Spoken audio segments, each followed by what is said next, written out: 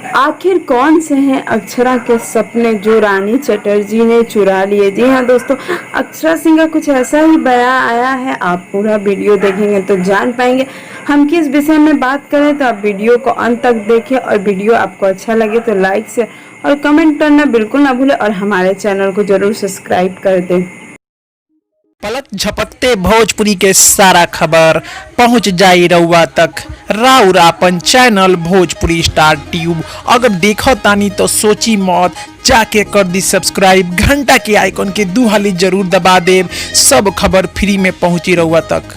नमस्कार भोजपुरी, जहां हम आपको बता दें कि अक्षरा और पवन सिंह का एक बहुत बड़ा सपना था जो कि शायद रानी चटर्जी और पवन सिंह करने जा रहे हैं। पूरा लाइव में अक्षरा सिंह आई और सबको अपने 100 मिलियन के गाने की शुक्र अदा किया कि लोगों ने उन्हें वहां तक पहुंचा दिया। लेकिन साथ ही साथ उन्होंने एक दुख भी जाहिर किया। उन्होंने कहा कि मेरा सपना काफ़ी दिनों से था कि मैं एक बहुत अच्छी गायिका बनूं और मेरे भी गाने कुछ घंटों में मिलियन जाए। लेकिन गया तो लोगों ने प्यार तो दिया, उन्हीं के चलते इतना बड़ा सक्सेस मुझे मिला है।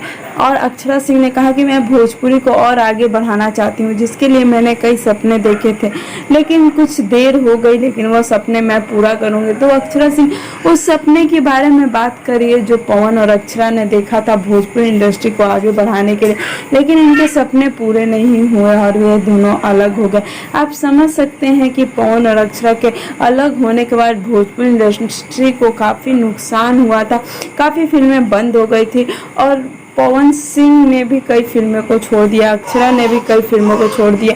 तो यह एक बहुत बड़ी भोजपुरी इंडस्ट्री को नुकसान भुगतना पड़ा इन दोनों के अलगाव के बाद। लेकिन जो भी हो दोस्तों, आज पवन सिंह और अक्षरा सिंह दोनों अपने अपने मुकाम पे काफ़ी ज़्यादा सुपरहिट है और अपने अपने काम को काफ़ी दिल से करते हैं, अपने फैंस को भी काफ़ी मानते हैं और कहते हैं कि आज वो जो है अपने